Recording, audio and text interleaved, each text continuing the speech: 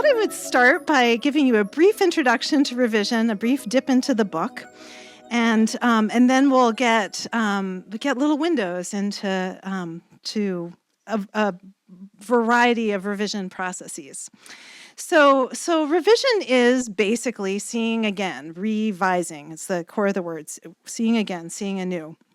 And over the last at least 10 years, I've been asking, well, what does that mean? What does it mean to see anew in the writing process?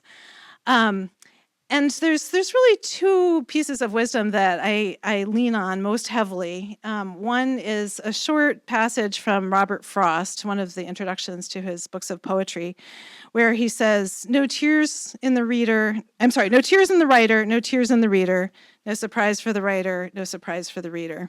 But those of you who are writers have heard this phrase a lot, no tears in the writer, no tears in the reader.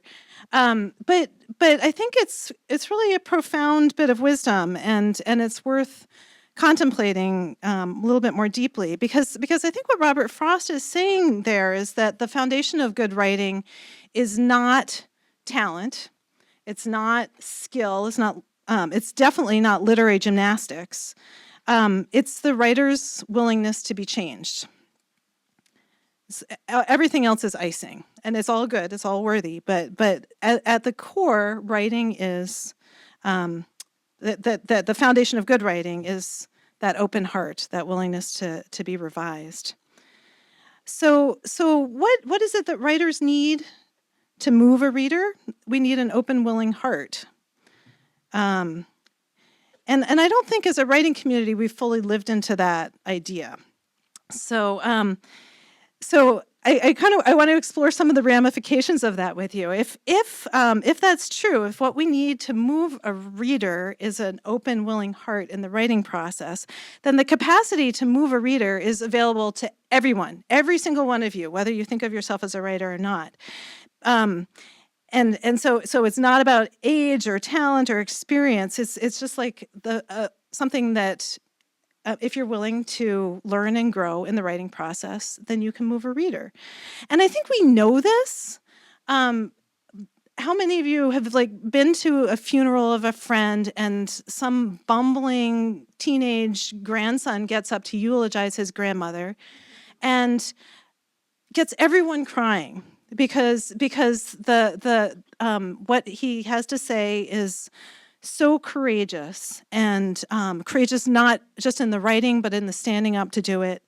It's honest, it's vulnerable, it's full of love. So that bumbling teenager is able to move his audience by that openness. And so that's available to all of us. It's not something that's just for the writing elite. So you hear lots of writers talk about writing is revision, and everyone moans when they say that. But I think it's really true that writing is revision. It's not just revision of the text, it's revision of the self. And actually it needs to first be revision of the self. It needs to be re-seeing how the self sees. So if that's true, then a lot of what gets taught in writing classes is important, but it's a little bit off the mark. It doesn't build that foundation, that openness to change, that open heart. So it seems to me that a real central task of writing is this opening of our hearts to tears and surprise. A spiritual practice, right? That's what a spiritual practice is. And again, I think we know this intuitively, that what we most love about writing are those tears and surprises, right? That we love that sense of discovery. We love that feeling of coming alive on the page. But we tend to imagine that only happens in the journal or the first draft. That's kind of where we segregate the spiritual life. And there's tons of books out there on journaling as a spiritual practice, and to some extent on drafting as a spiritual practice. But we tend to think of the rest of the writing process, the developing of a work, as grunt work, right? So that's when we start cleaning things up for an audience. We start making them presentable. Or if you're more noble, you think that's when you start making art, right? You start making things beautiful.